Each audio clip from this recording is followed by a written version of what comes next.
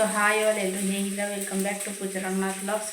So ವೈಸ್ ಇವತ್ತು ಬೆಳಗ್ಗೆಯಿಂದನೇ ವ್ಲಾಗ್ ಸ್ಟಾರ್ಟ್ ಮಾಡಿದ್ದೀನಿ. ಮಕ್ಕಳೆಲ್ಲ ಸ್ಕೂಲ್ಗೆ ಹೋದರು.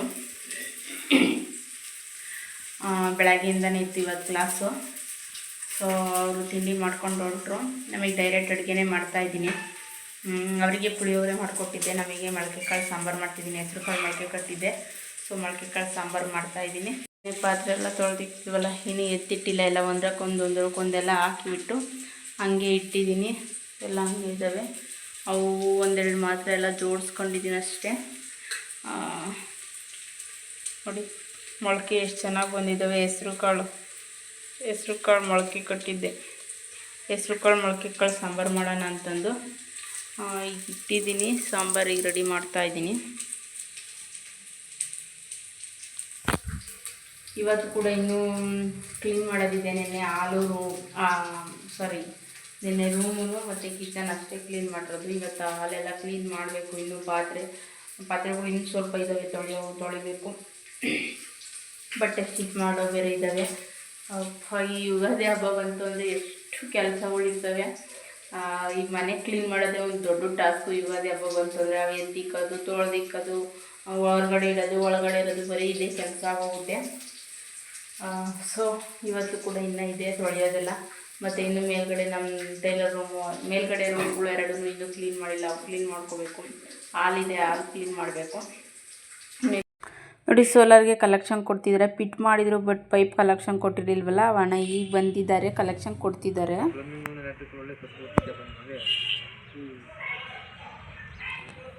ಗೈಸ್ ನೋಡ್ರಿ, ಇವಾಗ ಕಲೆಕ್ಷನ್ ಕೊಡ್ತಾವ್ರೆ 4 ದಿನ ಆದಮೇಲೆ.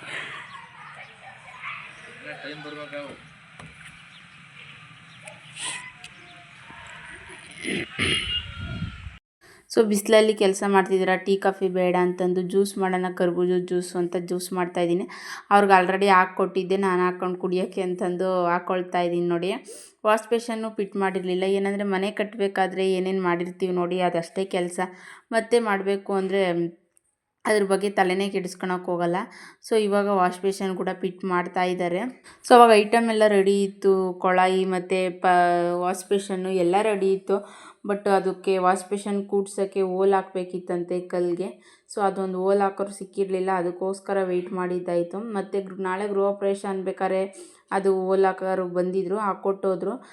ಮತ್ತು ಇವ್ರು ಪ್ಲಮ್ಮಿಂಗ್ನವ್ರಿಗೆ ಅವ್ರಿಗೆ ಕೆಲಸಗಳಿರ್ತಾವಲ್ಲ ಬೇರೆ ಕಡೆ ಎಲ್ಲ, ನಾವು ಬಿಟ್ಟು ಬರೋಕ್ಕಾಗೋದಿಲ್ಲ, ಗೃಹ ಪ್ರವೇಶಗಳು ಇರ್ತವೆ. ಸೊ ಅದಕ್ಕೆ ಅವರು ಬರೋಕ್ಕಾಗಿರಲಿಲ್ಲ. ನಾವು ಕೂಡ ಕರ್ಸೋಕ್ಕಾಗಿರಲಿಲ್ಲ. ಗೃಹ ಪ್ರವೇಶ ಆದಮೇಲೆ ಆ ಕೆಲಸ ಈ ಕೆಲಸ, ಮತ್ತು ನಮ್ಮ ಮಗಂದು ಕೈ ಬೇರೆ ಮುರಿದೋಗಿತ್ತು ನೋಡಿ. ಆಸ್ಪತ್ರೆಗೆ ಓಡಾಡಿದ್ದು ಬರೀ ಇದೇ ಆಯ್ತು, ಅದಕ್ಕೆ ಟೈಮ್ ಕೂಡ ಬರಲೇ ಇಲ್ಲ. ಸೊ ಇವಾಗ ಹೆಂಗಿದ್ರು ಸೋಲಾರ್ ಫಿಟ್ ಮಾಡಿದ್ರಲ್ಲ, ಹಂಗೆ ಇವಾಗ ಇದನ್ನು ಕೂಡ ರೆಡಿ ಮಾಡಿಬಿಡಲಿ ಅಂತಂದು ಹಾಕ್ಸ್ತಾ ಇರೋದು. ಹಾಗೆ ಶವರ್ ಕೂಡ ತಂದಿದ್ರು, ಅದು ಥ್ರೆಡ್ ಏನೋ ಲೂಸ್ ಇತ್ತಂತೆ. ಸೊ ಅದು ಕೂಡ ಫಿಟ್ ಮಾಡಿರಲಿಲ್ಲ. ಅದು ಲೂಸ್ ಆಗಿದೆ, ಥ್ರೆಡ್ಡು ಬೇರೆ ತರಬೇಕು ಅಂತಂದು ಹೇಳಿದ್ರು. ಸೊ ಅದನ್ನು ಕೂಡ ಇವತ್ತಂದು ಫಿಟ್ ಮಾಡಿದ್ದಾರೆ. ಅದೇನು ಜಾಸ್ತಿ ಟೈಮ್ ಹಿಡೀಲಿಲ್ಲ, ಬೇಗ ಕ್ಲಿಯರ್ ಮಾಡಿಕೊಂಡು ಹೋದರು. ಸೊ ಅವ್ರು ಹೋದ್ಮೇಲೆ ನಾನು ಮನೆಯೆಲ್ಲ ಕ್ಲೀನ್ ಮಾಡೋಣ ಅಂತಂದು, ಹಾಲಿನ್ನೂ ಬ್ಯಾಲೆನ್ಸ್ ಇತ್ತಲ್ಲ, ಹಾಲೆಲ್ಲ ಕ್ಲೀನ್ ಮಾಡೋಣ ಅಂತಂದು ಕ್ಲೀನ್ ಮಾಡ್ತಾಯಿದ್ದೀನಿ. ನೋಡಿ ಕಿಟಕಿ ಈ ಕಡೆದು ತೆಗಿಯೋದೇ ಇಲ್ಲ. ಏನಂದರೆ ಧೂಳು ಜಾಸ್ತಿ ಬರ್ತಿರೋದ್ರಿಂದ ಕಿಟಕಿಯಲ್ಲಿ ಧೂಳು ಬರುತ್ತಲ್ಲ, ಸೊ ಜಾಸ್ತಿ ಮನೆಯೆಲ್ಲ ತುಂಬ್ಕೊಬಿಡುತ್ತೆ ಧೂಳು. ಬಟ್ಟೆ ಸ್ಟಿಚ್ ಮಾಡೋಕ್ಕೆ ಹೋದಾಗ ಎಲ್ಲ ಕ್ಲೀನ್ ಮಾಡಿಬಿಟ್ಟು ಕಿಟಕಿ ಬಾಗಿಲು ಎಲ್ಲ ಹಾಕ್ಕೊಂಡು ಹೋಗಿರ್ತೀನಿ. ಆದರೂ ಅದು ಎಲ್ಲಿಂದ ಬರುತ್ತೋ ಗೊತ್ತಿಲ್ಲ, ಧೂಳು ಮಾತ್ರ ಸರಿಯಾಗಿ ಬಂದಿರುತ್ತೆ. ಹಾಗೆ ನೋಡಿ ಎಷ್ಟೊಂದು ಧೂಳಿದೆ ಕಿಟಕಿ ಮೇಲೆಲ್ಲನ. ಸೊ ಇದನ್ನೆಲ್ಲ ಕ್ಲೀನ್ ಮಾಡ್ಕೋಬೇಕು. ಕಿಟಕಿ ಮತ್ತು ಬಾಗಿಲುಗಳು ಎಲ್ಲ ಒರೆಸ್ಕೊಂಬಿಟ್ಟು ಕ್ಲೀನ್ ಮಾಡಿಕೊಂಡ್ರೆ ಕೆಳಗಡೆದೆಲ್ಲ ಕ್ಲಿಯರ್ ಆಗಿಬಿಡುತ್ತೆ. ಮತ್ತು ಮೇಲ್ಗಡೆದೊಂದು ಇರುತ್ತಷ್ಟೇ. ಎಲ್ಲ ಎತ್ತಿಟ್ಬಿಟ್ಟು ಕ್ಲೀನ್ ಮಾಡೋದು ಅಂದರೆ ಯುಗಾದಿ ಹಬ್ದಾಗ ಮಾತ್ರನೇ ಅಲ್ವಾ. ಪೂರ್ತಿ ಐಟಮ್ ಎಲ್ಲ ಹೊರಗಡೆ ಎತ್ತಿಟ್ಬಿಟ್ಟು ಕ್ಲೀನ್ ಮಾಡೋದು. ಸೊ ಅದು ಸ್ವಿಚ್ ಪ್ಲೇಟ್ಗಳು ಅವೆಲ್ಲ ಇರ್ತಾವಲ್ಲ, ಅಲ್ಲೆಲ್ಲ ವೈಟ್ ಹಾಕ್ಸಿರೋದ್ರಿಂದ ಕೈ ಇಟ್ಬಿಟ್ಟು ಗಲೀಜಾಗಿರುತ್ತೆ. ಅದನ್ನೆಲ್ಲ ಒರೆಸ್ಕೊಬಿಟ್ಟು ಕೆಳಗಡೆ ನೋಡಿ ಗ್ಲಾಸಿಂದು, ಹಾಗೆ ವುಡ್ ಒಳಗಡೆ ಎಲ್ಲ ಇರೋ ಐಟಮ್ ಎಲ್ಲ ತೆಗೆದಿಟ್ಬಿಟ್ಟು ಅದನ್ನೆಲ್ಲ ಕ್ಲೀನ್ ಮಾಡ್ಕೊಳ್ತಾ ಇದ್ದೀನಿ. ಹಾಗೆ ದೇವ್ರ ರೂಮಿಂದ ಯಾಕೆ ಡೋರ್ ಹಾಕಿದ್ದೀನಿ ಅಂದರೆ, ಮೇಲ್ಗಡೆ ಎಲ್ಲ ಧೂಳು ಕೊಡ್ಕೊಂಡಲ್ಲ, ಅದೆಲ್ಲ ಧೂಳು ಮತ್ತು ದೇವ್ರ ರೂಮ್ ಒಳಗೆ ಹೋಗುತ್ತೆ ಅಂತಂದು ಕ್ಲೋಸ್ ಮಾಡಿದ್ದೀನಿ ಅಷ್ಟೇ. ಅದನ್ನು ಆಮೇಲೆ ಕ್ಲೀನ್ ಮಾಡ್ಕೊಳ್ತೀನಿ. ಹಾಗೆ ಇನ್ಸ್ಟಾದಲ್ಲಿ ಇದು ಡೋರಿಂದೊಂದು ವಿಡಿಯೋ ಹಾಕಿದ್ದೆ. ಸೊ ಅದರಲ್ಲಿ ಮೆಸೇಜ್ ಮಾಡಿದರು, ಡೋರೆಲ್ಲ ಎಷ್ಟಾಯಿತು ಅಮೌಂಟು, ತುಂಬ ಚೆನ್ನಾಗಿ ಕಾಣಿಸ್ತಿದೆ ಅಂತಂದು. ಡೋರು ಕ್ಲೀನ್ ಮಾಡ್ತಿದ್ದೀನಿ ನೋಡಿ, ಅದು ಮಾತ್ರನೇ 25,000 to 30,000 ಆಗಿದೆಯಂತೆ. ನಿಲ್ಲಿವು ಎಲ್ಲ ಇದೆಯಲ್ಲ, ಬಾಗಿಲು ನಿಲುವು ಮತ್ತು ಕಿಟಕಿ, ಹಾಗೆ ಸ್ಟೀಲಿಂದು ಕಂಬಿ ಅದಕ್ಕೆಲ್ಲ ಸಪ್ರೇಟ್ ಆಗಿದೆ. ಬಟ್ ಬಾಗಿಲು ಡೋರಿಗೆ ಮಾತ್ರ ಹೇಳ್ತಿರೋದು ನಾನು. ಹಾಗೆ ಅದು ಬೋಲ್ಟು ಎಲ್ಲ ಇದೆಯಲ್ಲ ಅದ್ರದ್ದೆಲ್ಲ ಸಪ್ರೇಟ್. ಬರೀ ಡೋರಿಂದ ಮಾತ್ರ 25,000 to 30,000 ಆಗಿದೆ. ನೋಡಿ ಫೈನಲಿ ಡೋರ್ ಎಲ್ಲ ಕ್ಲೀನ್ ಮಾಡಿದ್ದಾತು. ಎಷ್ಟು ಚೆನ್ನಾಗಿ ಕಾಣಿಸ್ತಿದೆ. ಏನಪ್ಪ ಸೋಲಾರ್ದು ಏನು ನೋಡಿದ್ಯಾ?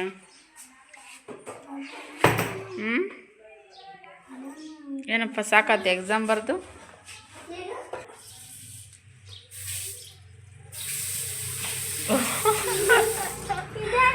ಇನ್ನು ಮುಗೀತು ಬಿಡ್ರು ಕತೆ ಇನ್ನ. ತೀಟೆ ಜಾಸ್ತಿ. ಅಲ್ಲಿ ನೋಡ್ ಅಲ್ಲೇನು ತಿರುಗುತ್ತಿದ್ಯಾ? ಅಲ್ಲಿ ತಿರುಗಬಾರ್ದು ತೆಗಿ.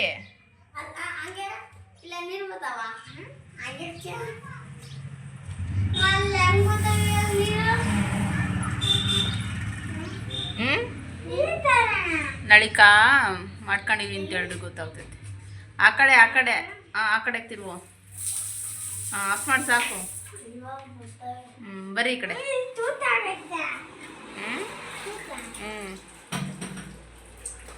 ಬರ್ರಿ ಅಷ್ಟೇ ನಿಂತೋಗ್ತಾವ ಬರ್ರಿ. ನೋಡಿ ಮಕ್ಕಳೆಲ್ಲ ಬಂದ ತಕ್ಷಣ ಎಲ್ಲ ನೋಡ್ತಾ ಇದ್ದಾರೆ ಆಲ್ರೆಡಿನ. ಅವ್ರು ಹೋಗ್ಬೇಕಾದ್ರೆ ಗೊತ್ತಾಗಿತ್ತು ಸೋಲಾರ್ ಫಿಟ್ ಮಾಡ್ತಾರೆ ಇವತ್ತು, ವಾಶ್ ಬೇಷನ್ ಎಲ್ಲ ಫಿಟ್ ಮಾಡ್ತಾರೆ ಅಂತಂದು. ಸೊ ಬಂದಿದ್ದ ತಕ್ಷಣ ನೋಡ್ರಿ ಅವ್ರಿಗೆ ಎಷ್ಟು ಖುಷಿ, ಎಕ್ಸೈಟ್ಮೆಂಟ್ ಜಾಸ್ತಿ. ಇನ್ನೂ ಶೂನು ಬಿಚ್ಚಿಲ್ಲ, ಆಗ್ಲೇ ಹೋಗ್ತಾ ಇದ್ದಾರೆ ನೋಡೋಕ್ಕೆಲ್ಲನ. ಇನ್ನೊಂದು 2 ದಿನ ಫುಲ್ ವಾಶ್ ಬೇಷನ್ ಹತ್ರನಲ್ಲಿ ತಿರುವುದು, ಹೋಗಿ ಶವರ್ ಹತ್ರ ತಿರುವುದು, ಆಗಲೇ ಸ್ನಾನ ಮಾಡಿಸು ಅಂತ ಹೇಳ್ತಿದ್ದಾರೆ ನೋಡಿರಿ. ಹೋಗ್ಬೇಕಾರೆ ಹೇಳಿದ್ರು ನಾವು ಬಂದ ತಕ್ಷಣ ಸ್ನಾನ ಮಾಡ್ಕೊತೀವಿ ಶವರಲ್ಲಿ ಅಂತಂದು. 100 ಇಲ್ಲಿಡು ಶೂ ಸ್ಟ್ಯಾಂಡ್ ಈ ಕಡೆ ಫಿಟ್ ಮಾಡ್ಕೊಳ ಗೈಸ್. ನೋಡಿ ಮುಂಚೆಲೆ ಶೂ ಸ್ಟ್ಯಾಂಡ್ ಇದ್ರಡೆಗೆ ಇಕ್ಕಿದೆ ವಾಶ್ ಬೇಷನ್ ಅಡೆಗೆ. ಇವಾಗ ಇಡೋಕ್ಕಾಗಲ್ಲ, ಪೈಪ್ ಬಂದಿದೆಯಲ್ಲ. ಸೊ ನೋಡ್ಬೇಕು, ಅದಕ್ಕೊಂದು ಜಾಗ ಮಾಡಬೇಕು. ಶೂ ಸ್ಟ್ಯಾಂಡ್ ಆ ಕಡೆಗೆ ಎಲ್ಲಾದರೂ ಇಡಬೇಕು, ನೋಡಬೇಕು. ಅದೆಲ್ಲ ಮಾಡಬಾರ್ದು ದುಷಿ. ನೀವು ಬಂದರೆ ಸ್ಟಾರ್ಟ್ ಮಾಡ್ತೀರಾ ನೋಡು ತೀಟೆ.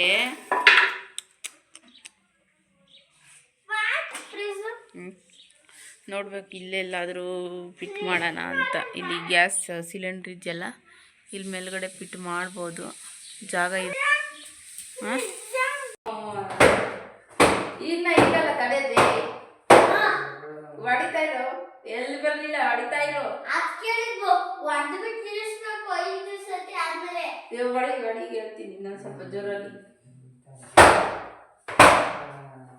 ನಿಕ್ಕಜಿ ಬರ್ಲಿಲ್ಲ ಕಣಲೆ.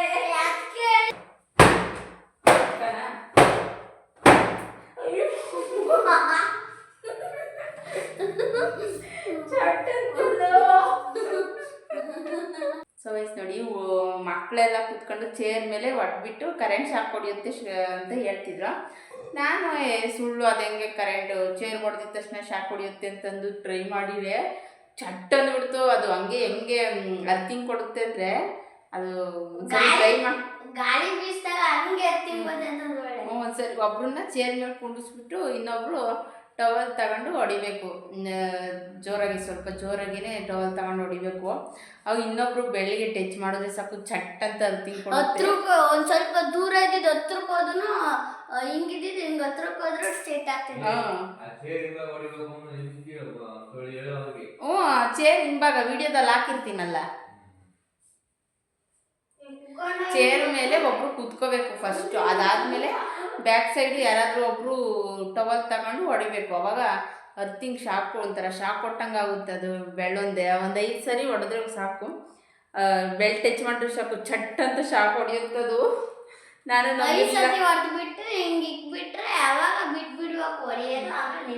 ನಾನು ಸ್ಟಾರ್ಟಿಂಗ್ ನಂಬಿರಲಿಲ್ಲ. ಇವು ಮಕ್ಕಳೆಲ್ಲ ಆಟ ಆಡ್ತಿದ್ರಲ್ಲ ಕೂತ್ಕೊಂಡು, ಎಲ್ಲೋ ಒಂದ್ಸರಿ ನೋಡೋಣ ಅಂತಂದು ಇಕ್ಕಿದೆ, ಚಟ್ ಅಂದ್ಬಿಡ್ತು, ಹಂಗೇನೆ ಶಾಕ್ ಹೊಡಿಯುತ್ತದು. ಅವತ್ತು ನಾನು ಚಟ್ ಅಂತಿರ್ಲಿಲ್ಲ, ಸುಮ್ಮನೆ ಕೈ ಇಕ್ಕಿದ್ರೆ ಬಿಸಿ ಆಗ್ತಿತ್ತು. ಅದೊಂದು ದೊಡ್ಡವ್ರು ಕೂತ್ಕೊಂಡ್ರೆ ಏನು ಚಟ್ ಅನ್ನಲಿಲ್ಲ, ಚಿಕ್ಕ ಮಕ್ಕಳು ಕೂತ್ಕೊಂಡಾಗ ಅದು ಚಟ್ ಅನ್ನುತ್ತೆ.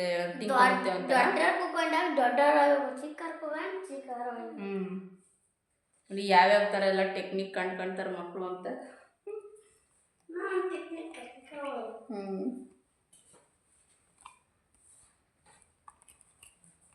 ಯಾರಾದರೂ ಒಂದ್ಸರಿ ಟ್ರೈ ಮಾಡಿ ನೋಡಿ ಯಾವ ಥರ ಬರುತ್ತೆ ಅನ್ನೋದು.